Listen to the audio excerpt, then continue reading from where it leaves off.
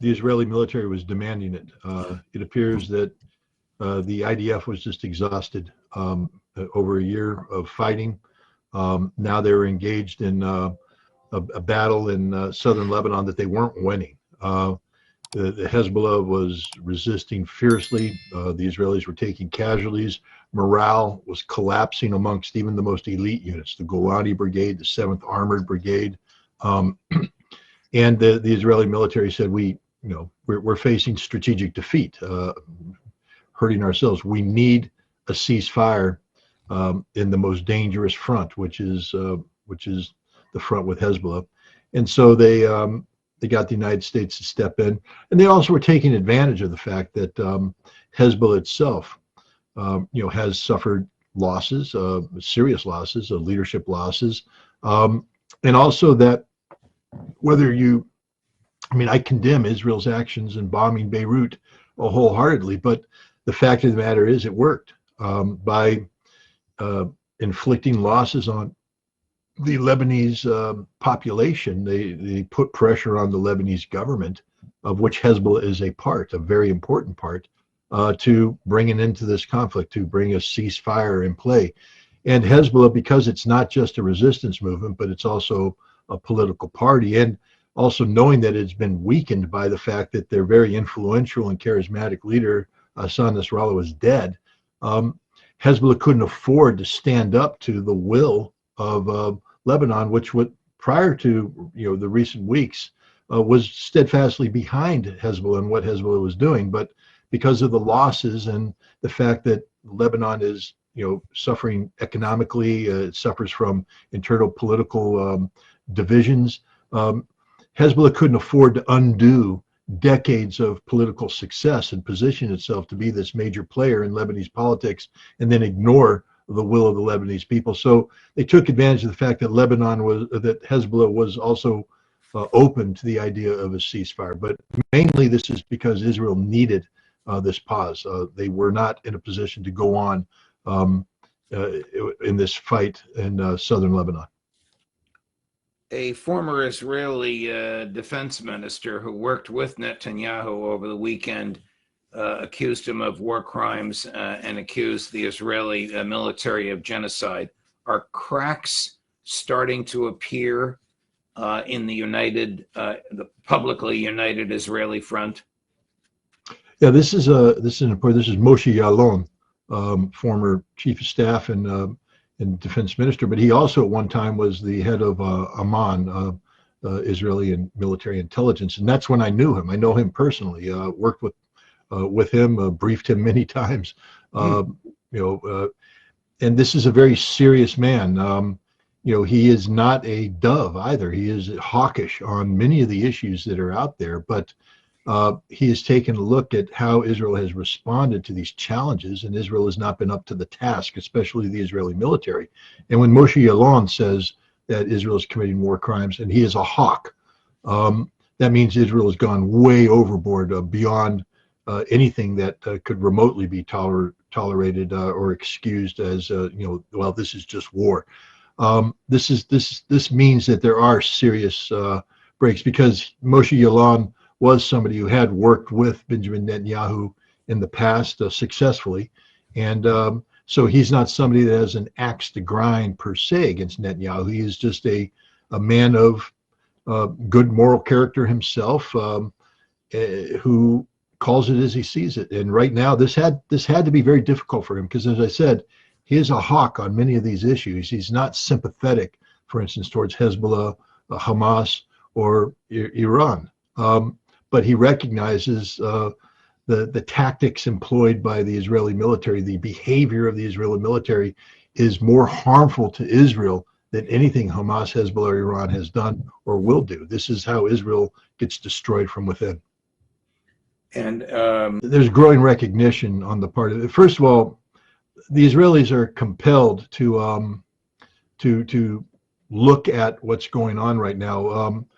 They are isolated internationally like they've never been, and they're not used to this. They're not used to this kind of international isolation. And so that isolation, combined with the effects of this isolation, the economic devastation, lack of tourism, is forcing people to re-examine their beliefs and in where they are and how they got there. And I think more and more Israelis are realizing that this is not a good path for them beyond it. I don't know how many Israeli generals now I've heard of former politicians say that Israel is fatally wounded itself. That fatally means dead, Judge.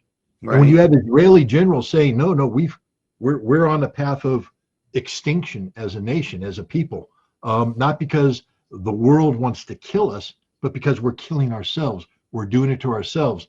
I think there's a growing recognition amongst many Israelis that, hey, we're on a very dangerous path, and if we don't change what we're doing, that could be very well be the outcome that comes our way. So I think more and more you're seeing Israelis realize that something is dreadfully wrong with the way that Israel interfaces with the world and Israel interfaces with itself today. I like to believe that he's talking about the Israelis holding tens of thousands of Palestinians hostage and torturing them, because the Israelis are militants after all. This is a radical government, Zionist government that's committed genocide against the Gazan people and has imprisoned tens of thousands of Palestinians. I'd like to believe that he's talking about holding them to account, that there will be hell to pay, but he's not. He's talking about the United States willing to go to war because Hamas continues to hold roughly 100 Israelis hostage, prisoner.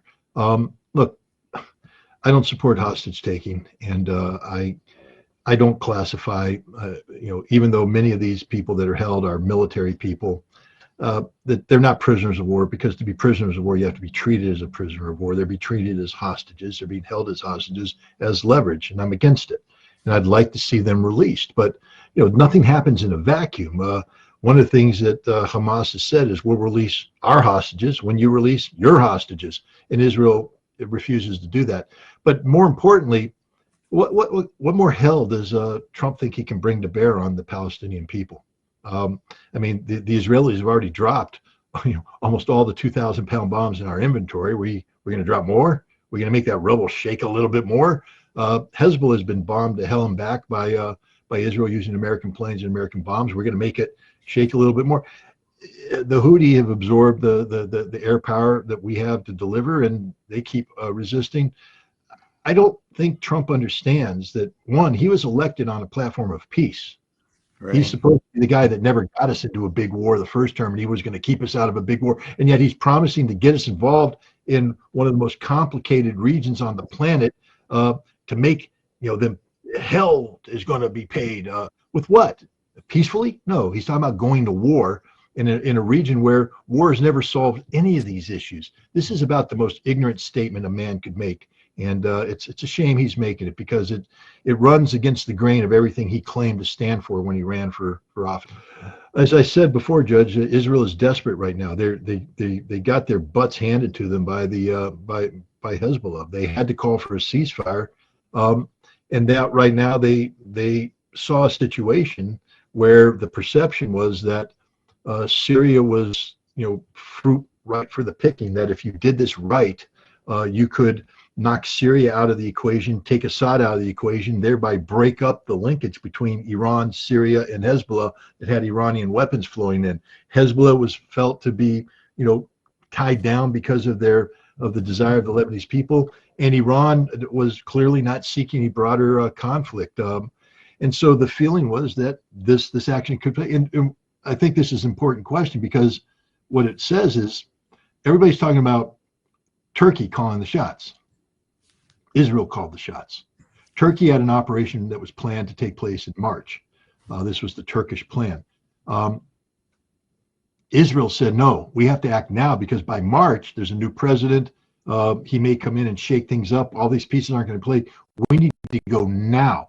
And it was Israel that launched this. Remember, Israel was involved in the pagers going off amongst the Syrian military. They planned it, they executed the timing, they're clearly involved. Israel's been behind Turkish intelligence in almost everything they've done, what they've been doing in Azerbaijan, what they've been doing in Kurdistan, and what they've been doing in northern Syria. Israel is the hidden hand here.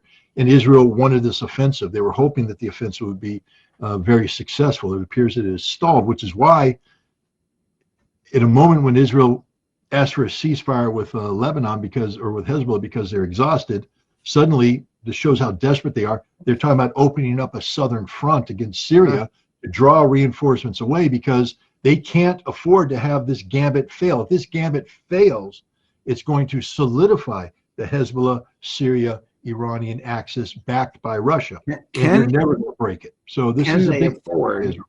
Can they afford to take on the Russians? Can Turkey afford to do that? What will become of Turkey's application to join BRICS? Right now, I'd say that application, if it isn't in the trash can, it's been put into the bottom drawer. Russia's not going to entertain any Turkish membership in BRICS yet. Turkey's going to have to, repair a lot of relations. Russia is a very capable nation. They can walk and they can chew gum, but they are tied down right now in Ukraine. It's not a miscalculation that Russia, isn't as free today to respond to escalations in the region as they were, for instance, in 2015, 16, 17, all the way up to 2022. Today, they're involved in a major conflict in Europe, not just against Ukraine, but against NATO, the United States, one that could lead to nuclear war. And so while Russia, is not, I won't say they're distracted, meaning that they're not capable of responding. Clearly, they can respond. They won't have the resources on hand to respond as decisively as maybe they would like. And I think that's one of the calculations that Israel and Turkey took into account when greenlighting this attack, is that Russia, in their belief, wouldn't be able to respond decisively. I think we've seen the Russian Air Force prove otherwise. Is the West and first of all, let's put it this way: they fear the Russian army. Ukraine knows what's happening on the battlefield right now. They're desperate, and this desperation has led the Biden administration to carry out an act of desperation, which is to literally trigger a nuclear war with Russia by greenlighting the use of ATACMS missiles against Russian soil. This is why Russia fired the Oreshnik. But before that, you had Dmitry Peskov say, look, we have a new nuclear doctrine that we just published, and you've already crossed the red line. If we wanted to nuke you, we could do it right now legally because you've done what our doctrine says you're not allowed to do. So please stop doing it. Oreshnik was fired in order to compel the United States to withdraw its permission. When you look at Vladimir Putin talk about Oreshnik, he can barely hide his Cheshire cat smile. He's so pleased with what this is, and the military is so cocky and all this. But then you take a look at the posturing of Ukraine in the West, and whether this is deliberate or it's reflective of maybe the weapon wasn't as impressive as the Russians claim it would be, but they haven't stopped. They've continued the ATACMS strikes, which has led Russia to say, well, we may have to hit you again with Oreshnik, this time with maybe 2 to 3 missiles. We have them. We're ready to fire them. This is an escalation, a dangerous escalation. And you have to wonder, is the West deceiving itself? Meaning maybe Oreshnik is very effective, but the Biden administration has gambled on, tying this conflict up into so many knots that Trump can't untie it when he comes into office. And key to this is continued, use of ATACMS missiles.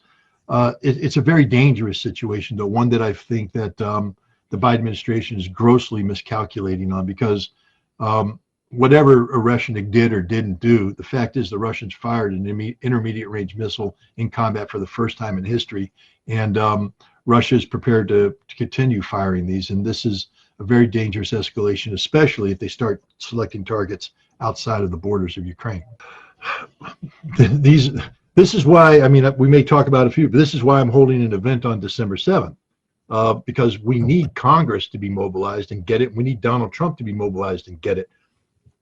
We have to stop this madness. What Putin did there is, rather than hitting Ukraine with Oreshnik again, he came in and he took out critical infrastructure, including energy production facilities.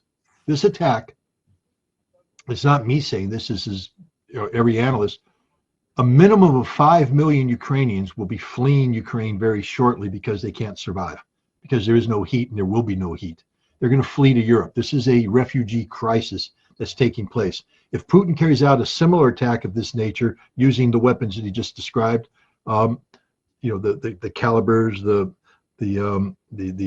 Kinzhals and things of Iskanders, there'll be another 5 million. That's 10 million. That's almost half of the available population of Ukraine today being compelled to flee because they can't survive in Ukraine over the winter.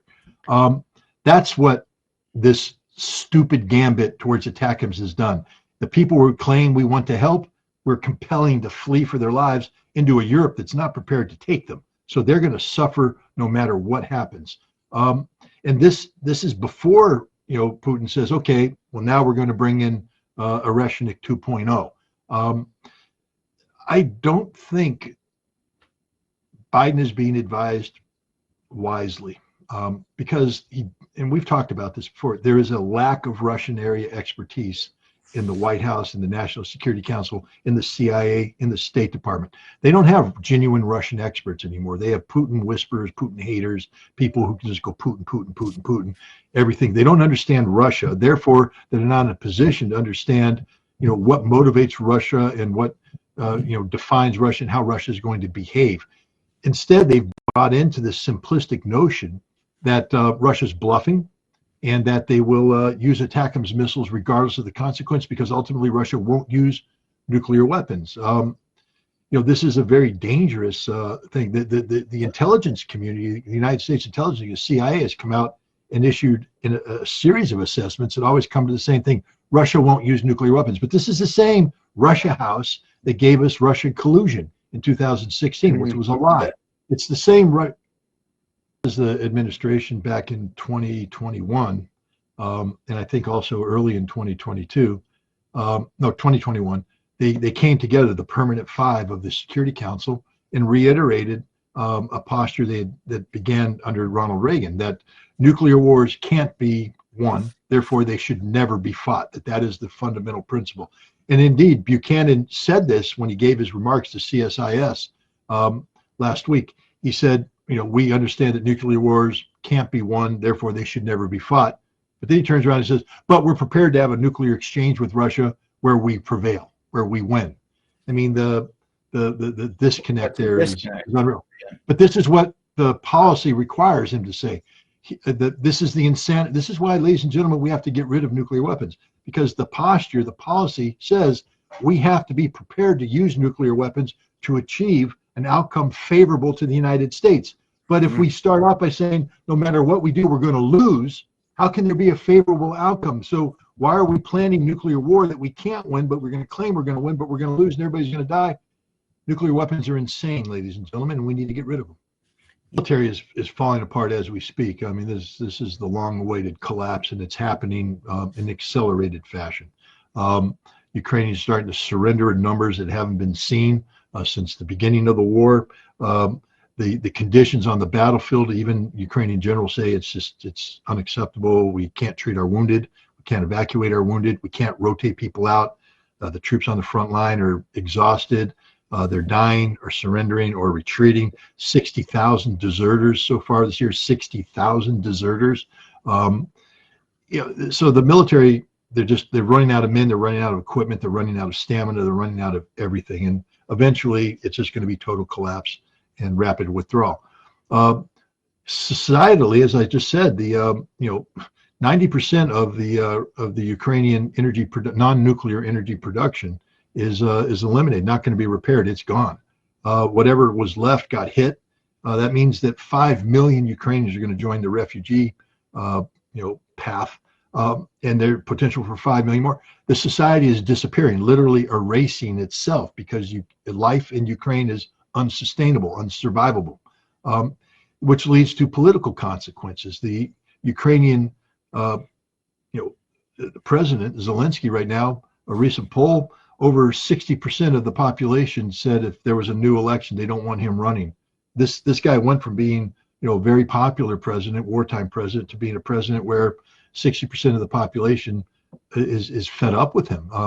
That's a bad number for Zelensky. And now he's moving into an impossible situation where he knows now he has to find a solution. I mean, now he's saying, okay, we'll temporarily give up control of our territories, whereas before he said he'll never consider that. Well, he has no choice. His policies are unrealistic, not going to happen. But you see the direction he's going. He's starting to concede to reality, because the reality is Ukraine is finished. Well, I mean, this is not a trivial situation we find ourselves in. Many people I've talked to, American and Russian alike, say that the situation we're in today is more dangerous than the Cuban Missile Crisis. And one of the reasons is there just is no talking between Russia and the United States, no diplomatic interaction. The Cuban Missile Crisis was resolved by diplomacy. Right now, there is no diplomacy. And so something has to be done, or there will be a nuclear war. I'll say it one more time. Something has to be done, or there will be a nuclear war. And I've just, in reviewing it, the simplest thing is to get the United States to stop firing ATACMS missiles. And so in order to do this, we have to put pressure on Congress to take action, whether it's a hearing, whether it's a demand under the War Powers Act or something. And we have to get Trump mobilized. He ran on a policy to avoid war, avoid nuclear war, and yet he's silent, largely silent right now. We need his voice out there. So there's going to be 3 panels. The first panel that we're going to run, we were going to do an outdoor event, but the weather conspired against us, and it was tough to get permits. And I don't want to have 27-degree temperatures and 30 people waving a banner when I have all these great speakers doing. So instead, we rented the National Press Club. We'll have 3 panels. The first panel, Larry Wilkerson, Theodore Postal, Mel Goodman, CIA analyst, are going to talk about the dangers of nuclear war and just how real this threat is. The second panel will focus on how we put pressure on Congress. Leading up to this, I'll be going to Congress on the 5th to meet with members of the House Foreign Affairs Committee to talk about what can be done to get the Foreign Affairs Committee to put pressure on the Biden administration to stop the ATACMS attacks. And so we'll have a panel that will discuss the constitutionality of what Biden's doing and what Congress can do. And then the third panel is going to be focused on what the role that Trump should play. How do we put pressure on Trump? How do we mobilize MAGA to speak out to Trump, to get him to commit to no more ATACMS? I think if we can find a way to tell the Russians, look, even if we can't get Biden to stop the ATACMS, if Trump would come out and say, we're not going to do ATACMS attacks when I'm president, the Russians might say, okay, then we're going to ride this out. We're not going to escalate with Oreshnik and stuff. But if Trump remains silent, or worse, as what has happened, his national security advisor comes on TV and says, I've spoken with Jake Sullivan, and there's no distance between the Biden administration and us on what's going. Well, that tells the Russians then that what Biden's doing is going to continue on under Trump, and that means the Russians need to take action now rather than later. So that's what September 7th. And Keith Kellogg's even worse. He's a man who knows nothing about Russia, and yet he's throwing out irrational, fanciful notions of a freeze of the combat lines, including leaving Ukrainian troops in Kursk. What part of that will never happen does he not understand? Russia's not losing this war, and that's what Donald Trump needs to understand. He needs to have people who brief him that say Russia not only is winning this war, but has won this war. And there's nothing we can do short of a nuclear war that kills everybody to stop that outcome. So all you'll do is make matters worse by going down these ridiculous policies as outlined by Gorka, Waltz, and Kellogg. You actually need to bring somebody in who can talk sense to you about what needs to be done to stabilize relations with Russia. And a key aspect of that is arms control. Not once has Trump talked about arms control. Not once has Trump taken responsibility for getting out of the INF treaty that enabled Russia to build the Oreshnik missile at all. And there's a follow-on event on December 8th at the Busboys and Poets. I'm going to be doing a discussion and a book signing of my book, Disarmament at the Time of Perestroika.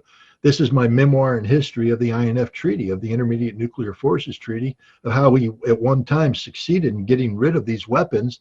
And I also postulate as a template of hope on what we could do in the future to resolve the situation we find ourselves in. And Larry Wilkerson will be moderating this and leading the discussion. It's free. It starts at 7 p.m. And I think it's an important discussion we have to be having in relationship to all this. Stopping the ATACMS missile just stops the immediate pressure for nuclear war. But long term, we're going to need arms control. We're going to need disarmament. And right now, that nobody's even talking